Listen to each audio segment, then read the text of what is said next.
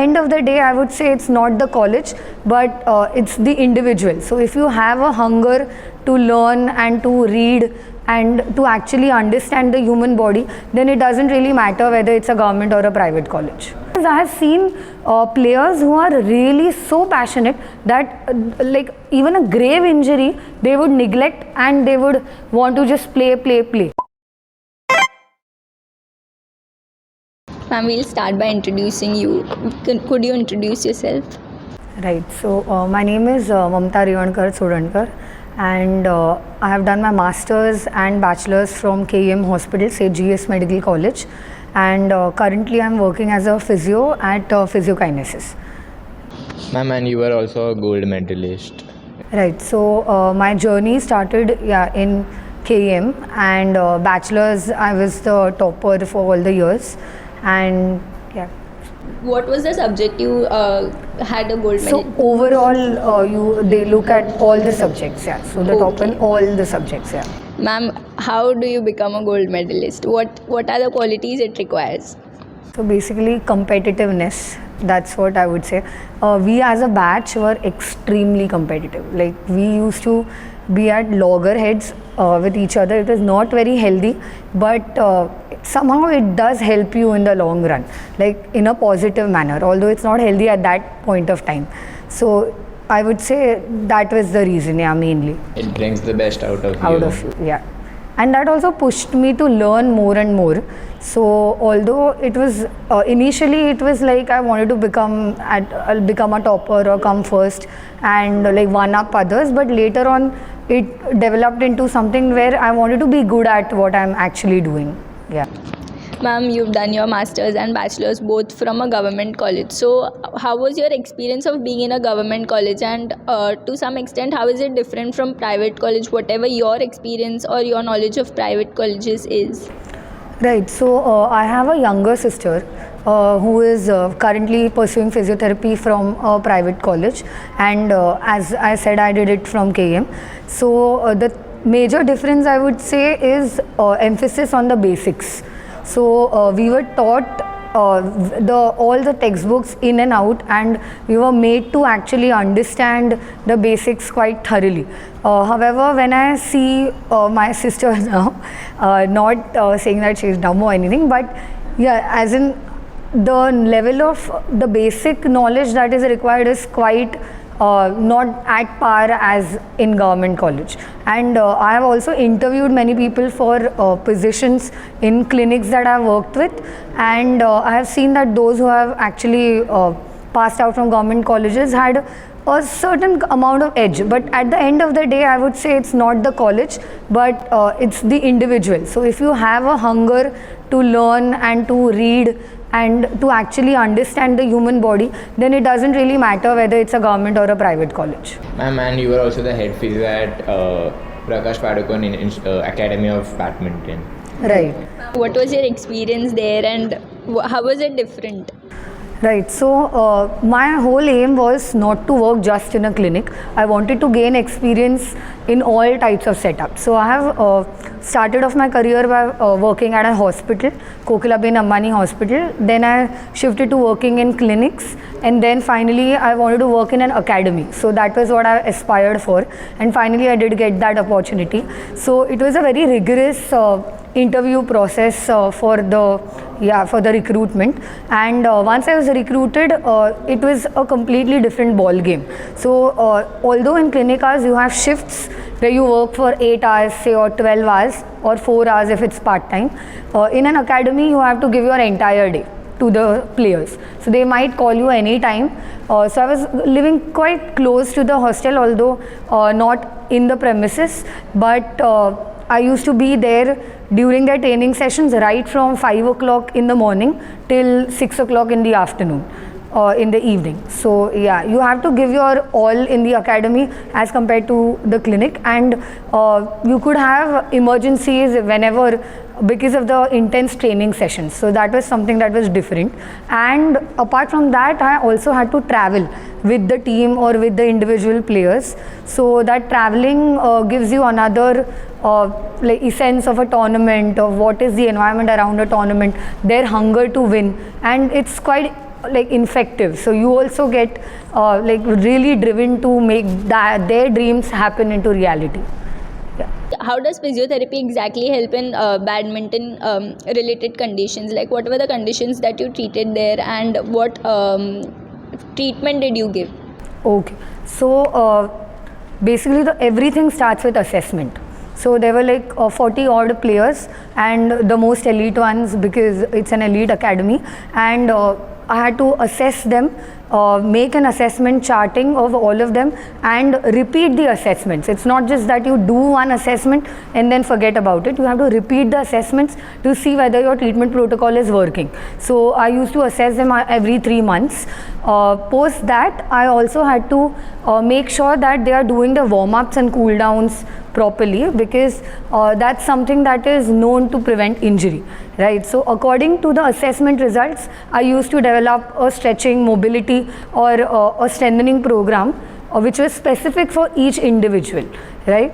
Once that was done, there used to be minor injuries that used to crop up during the training sessions. So I was in charge of that, and I used to take sessions for them for those injuries. The major injuries I would say in badminton were ankle, ankle sprains, knee injuries, ACLs, meniscus, and shoulder injuries, because of the amount of movement that is required for this sport. Ma'am, how to think like a sports physio? Imagine if I'm final level and playing an important match in the finals, and I'm experiencing pain in my shoulder joint. So how do you assess, and what is your approach towards that at that point of time? Right. So I would say right from the beginning, when I got a job as a sports physio, I was not a sports physio. Okay. So I used to give them like 8 training sessions, like an individual, and they used to do their activities of daily living, and that's when they were discharged. As a sports physio, you have to think beyond. Okay, they are going to use their body to the very limit, to the extremes, and I have heard someone say that elite sports defies science. This is said by Dr. Vimal Kumar. Coach Vimal Kumar, who is Bharat Ratna. So, and I completely believe that. So, you have to push your body to those limits as a sports person, and me as a physio, okay, have to make sure that their body endures all that what is being subjected to. So, from that perspective, nothing is the limit. Okay, so if you feel that this is the range of motion, say for the shoulder, you might have to go a bit beyond for the sake of the sport. So you always have to be like one step ahead and think one step ahead of what is going to happen in that high intense situation of a competition. So that is what you should prepare yourself for. And basically the past history is extremely important. A past injury is the greatest predictor of a future injury. So that's why as sports physios, as history taking is important and assessment is important. You come to know about the various faults in their body, and you align yourself and predict that this might happen later, so you prophylactically try to treat them that way. And on what basis does the academics hire young physiotherapists? So basically a previous experience in sports is extremely important. So I had already worked with the railways team, senior men's team, for a certain year, like Vijay Hazare Trophy and for the Ranji Trophy. So yeah, past experience. Of course, you can have a degree in sports, that helps as well. I have done my masters in musculoskeletal sciences. So although I did not have a very tough time because I was acing the interviews, and I started off my first job as a sports physio in Kokilaben. That gave me an advantage basically. So prior experience is what is mainly required, yeah. And they won't take anyone who is a bachelor, they need someone with a master's, yeah.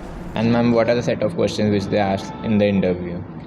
So in the interview, they mainly want someone who is a team player, okay, who can work not only with the players and the athletes, but who can work and gel with the entire team, say a psychologist, the coaches, okay. So you have to make sure that you are in the right wavelength with all these people, you are taking all their suggestions And in the interview, they had asked me, obviously they will ask you a scenario, like the one you asked me right now, like if there is a tournament and you have a shoulder injury, what will you do? So they will ask you that, like a simulated case sort of thing. And at the same time, they will also look at your communication skills. How are you able to convince not only the players, but the parents also of the players in doing, or if say there is an important tournament and the player is just not ready to play the tournament and they have to take a back seat, then how you explain it effectively is what matters. So that's what they look at. Ma'am, can you share any of your experience in those tournaments which you still have in your mind? Right. So I would, yeah. So this is really like I would remember this anytime.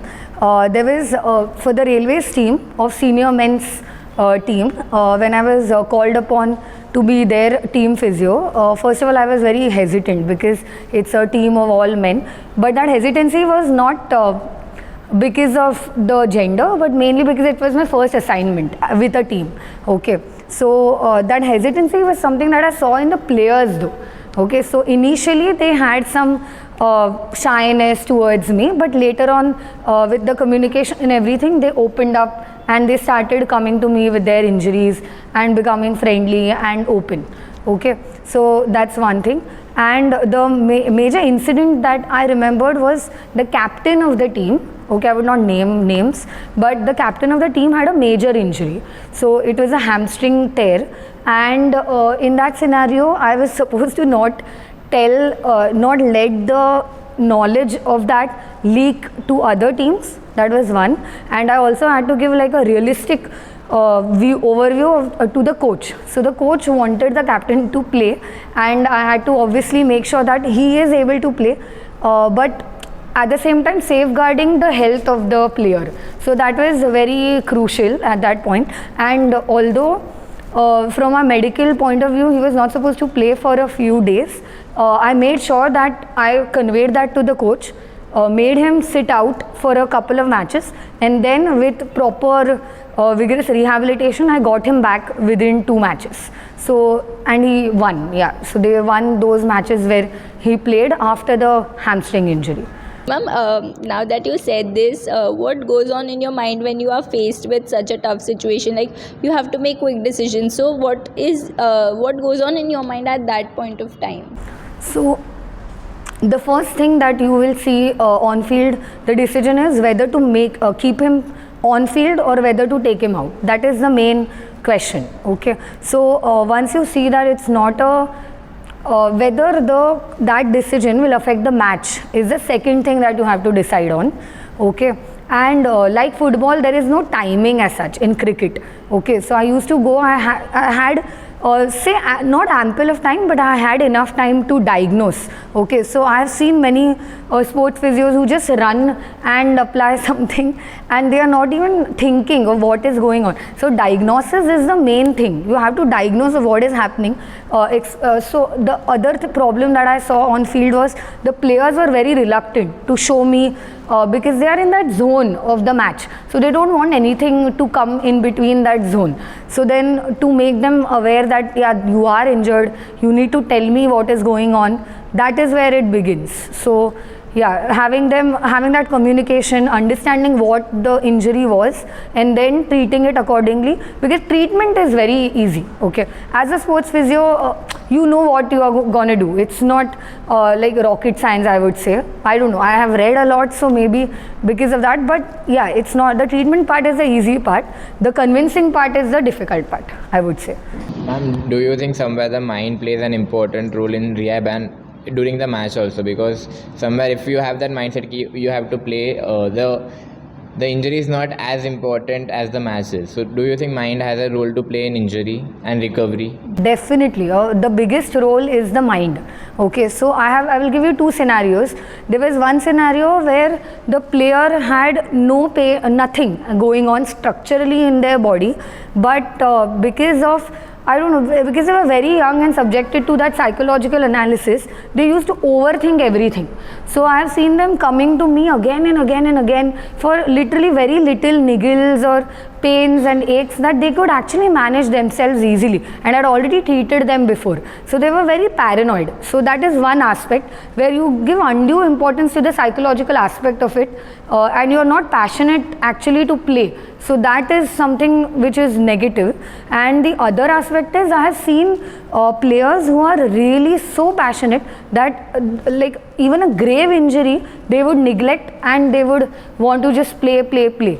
So then you have to actually explain them and make them sit and tell them that no, you have to like it's something serious and you have to give time for rehab and then get back to playing. So that is another thing. But at the same time, I would say that as a physio, because I used to meet them every day and I used to have sessions with them every day, there was a huge role that I played in terms of convincing them, in terms of a psychological role. So you just can't say that no, I'll give them those exercises and my role is finished. You have to work with them, work with their minds as well. Okay, little suggestions, not being preachy. Okay, so I've seen that because earlier I used to do that, and that used to literally hit a brick wall, and they used to not understand anything. So basically, not being preachy, not being boring, being exciting, and at the same time making them understand in a way that they would understand it. Every individual would be different, so you have to use their own way to make them understand. And somewhere we also need to understand the mindset of the player, what he wants. Yeah, definitely. Ma'am, how did you land in your physiokinesis, and how is your experience so far? So I had to shift to Bombay due to certain reasons, and I was looking for jobs on LinkedIn. Okay, so for youngsters, the best place to look at jobs is LinkedIn. Okay, so I had my the ping open for new jobs around me in Thane, and I came across physiokinesis. And although I had already seen their posts, okay, so and their posts were really good with mobility, save it, stability, training, everything. So I wanted to join a practice because what I have been practicing since now is not an undue importance on machines.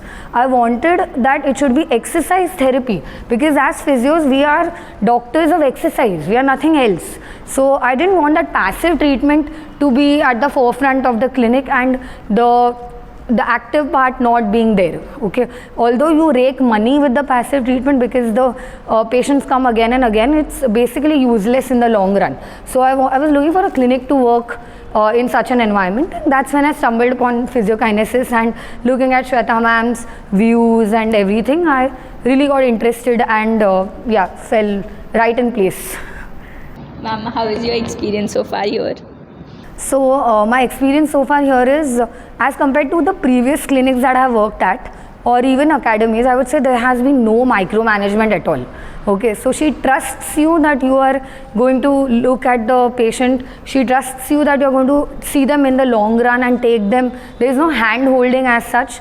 Okay, so it's like an open discussion where she will take my suggestions and I will take her suggestions, and what we are aiming for is the best for the client.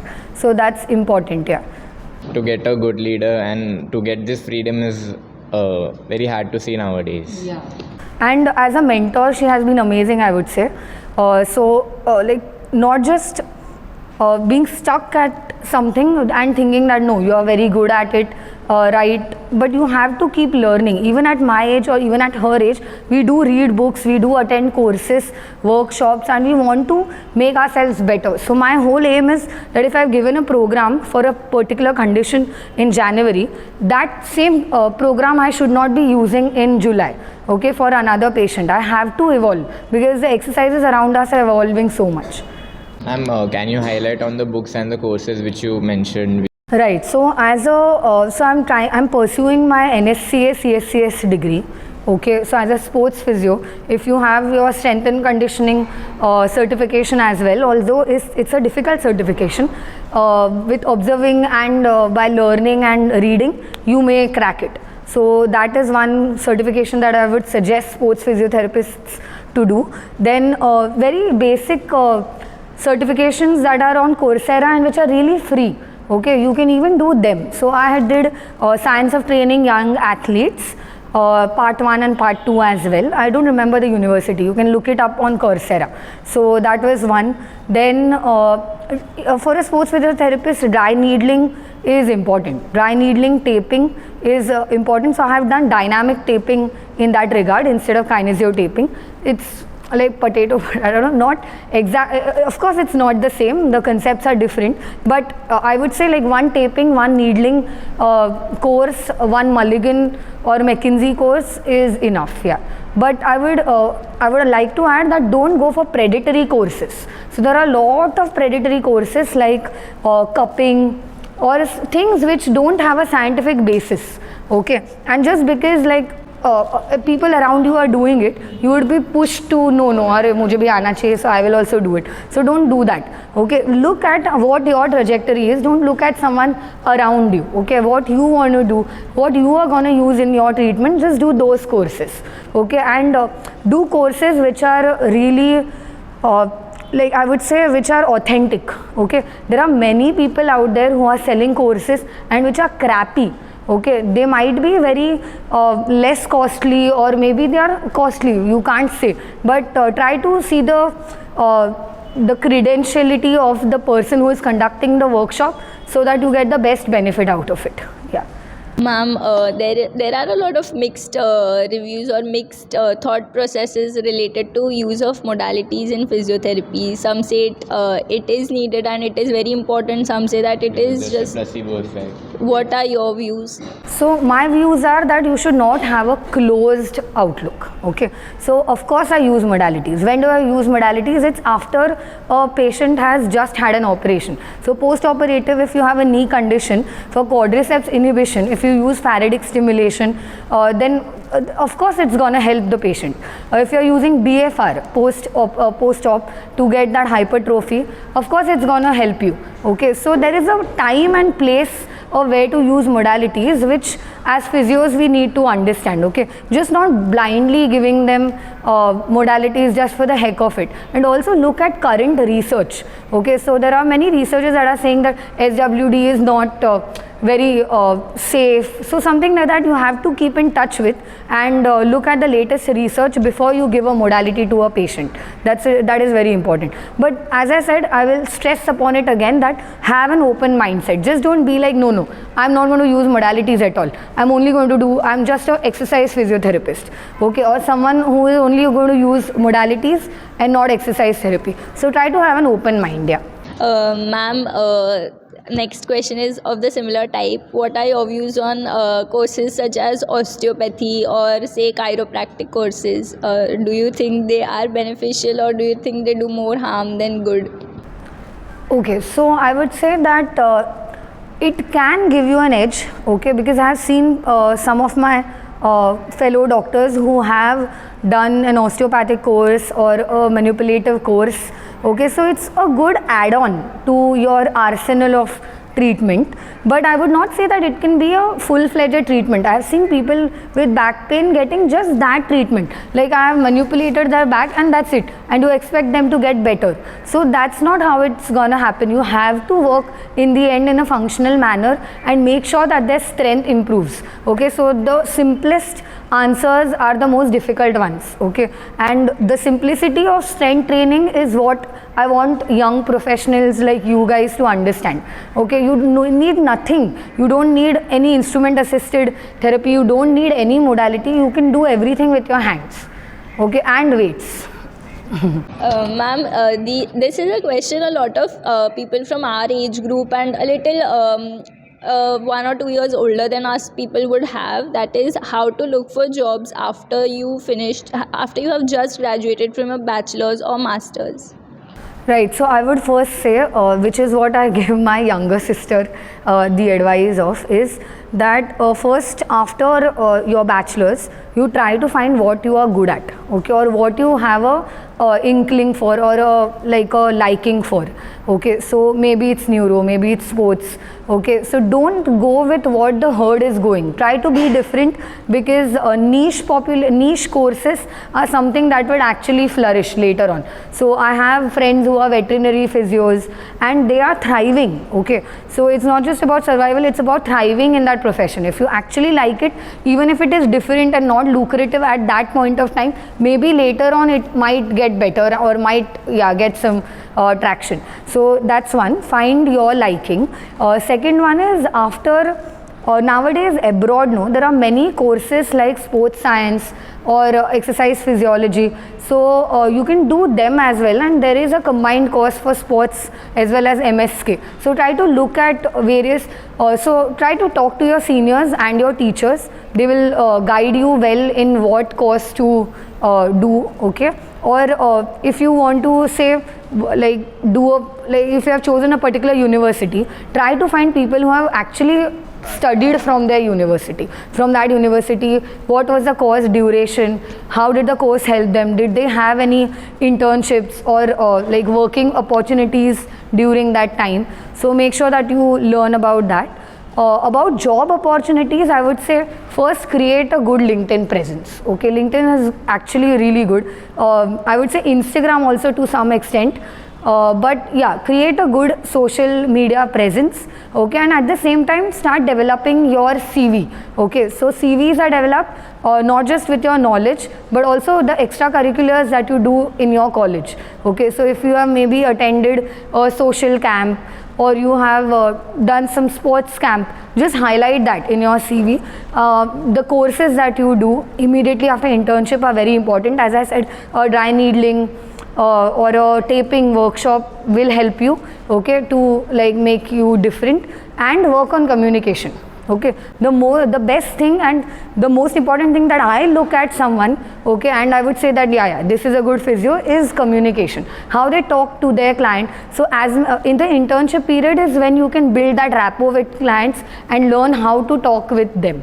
Okay, so that communication thing you can make sure, and once you build all this up for the job opportunities, you can even look up a simple Google search will actually show you clinics around you. Okay, clinics, or first just decide whether you want to work on a clinic or hospital or academy, and then you go ahead from that. So simple Google search, LinkedIn research, all that you have to do for a month, and then only you can decide the place. People who are working at that place previously, get their feedback, and then you actually land up with a job. Ma'am, according to you, who should go for private practice, who should go for academy? It's based on that individual's preference. Okay, so I didn't like teaching so much, but that is also right now at this point of time. Maybe later I might go in teaching, but currently I'm more of a clinical practice wala patient. I want to see patients and I like to hear their feedback and them getting better. So if you want that, then you should go for private practice. But if you feel that no, you have a good research gene in you and you want to learn more and search more, then maybe you can go for the academic route as well. And obviously it's not set. So even if you do that for 4 years or something and you want to switch, no one is going to say no, don't do this now. Obviously you can switch and all. Yeah. Okay, so both lines should be open in the long run. Having an open mindset. Yeah, definitely. One parting message that you want to give to fellow our age group people, what would that be?